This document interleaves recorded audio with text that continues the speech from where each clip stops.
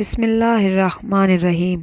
صحابہ کرام رضی اللہ تعالیٰ عنہ کا معمول تھا کہ رمضان المبارک کے مہینے کی آمد سے پہلے ہی اپنے معمولات کو ترتیب دے دیا کرتے تھے، جس میں روزہ، قیام اللیل یعنی تہجد، تراویح، تلاوت قرآن کریم اور صدقہ و خیرات ہوتے تھے۔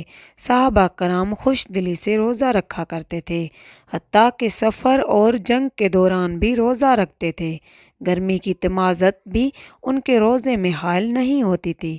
حضرت ابو عثمان رحمۃ اللہ علیہ فرماتے ہیں کہ میں نے حضرت ابن عمر رضی اللہ عنہما کو دیکھا کہ آپ روزے کی حالت میں گرمی کی شدت سے بچنے کے لیے کپڑا بھگو کر اپنے اوپر ڈال رہے تھے۔ یہی وجہ ہے کہ ان کا روزہ کامل و مکمل ہوتا تھا۔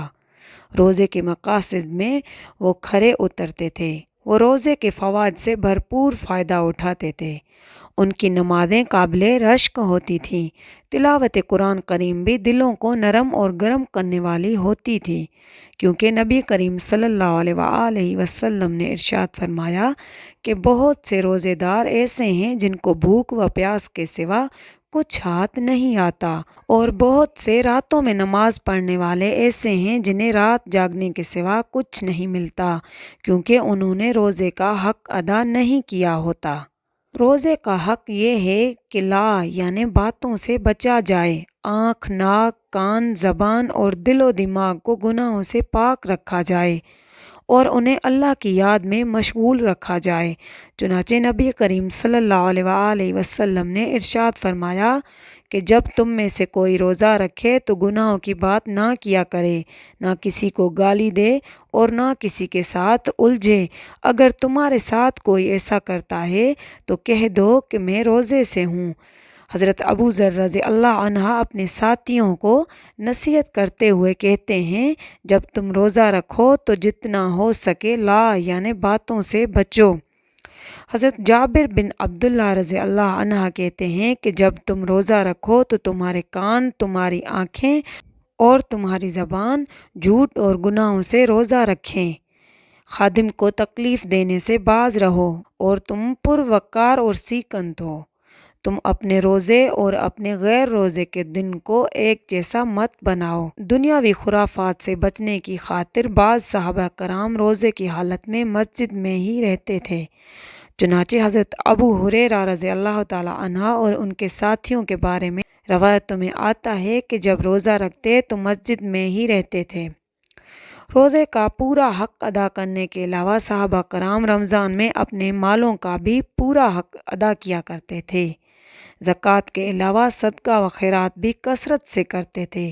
غریب و مسکین اور اپنے دوست و احباب پر دل کھول کر خرچ کرتے اور ان کی دعوت کیا کرتے۔ سحری اور افطاری کا انتظام کرتے تھے۔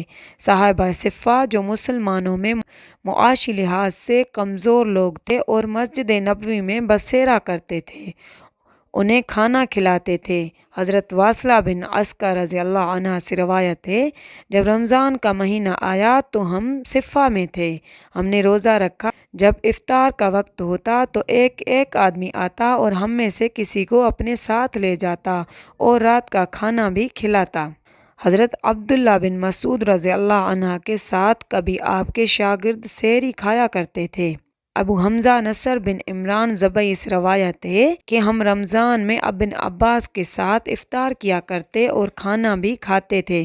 صحابہ کرام رضی اللہ عنہم عام دنوں میں تہجد کی پابندی کیا کرتے تھے اور رات کا ایک حصہ اللہ کی عبادت میں گزارتے تھے، البتہ رمضان میں تقریباً پوری رات عبادت میں صرف کرتے تھے۔ تراویح کے بعد نوافل میں مشغول ہو جاتے تھے، اپنے قیام میں طویل تلاوت کیا کرتے تھے۔ رات کا اکثر حصہ تلاوت قرآن، نماز اور ذکر و اذکار و استغفار میں گزارتے تھے۔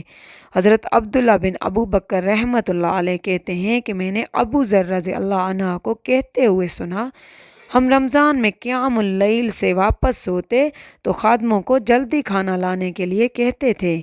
کہیں طلوع فجر نہ ہو جائے۔ صحابہ کرام کی نمازوں اور تراویح کا یہ حال تھا کہ طویل قیام اور لمبے رکوع اور سجود کی وجہ سے جب وہ تھک جاتے تھے تو لاٹھی وغیرہ سے سہارا لینے کی ضرورت پڑتی تھی۔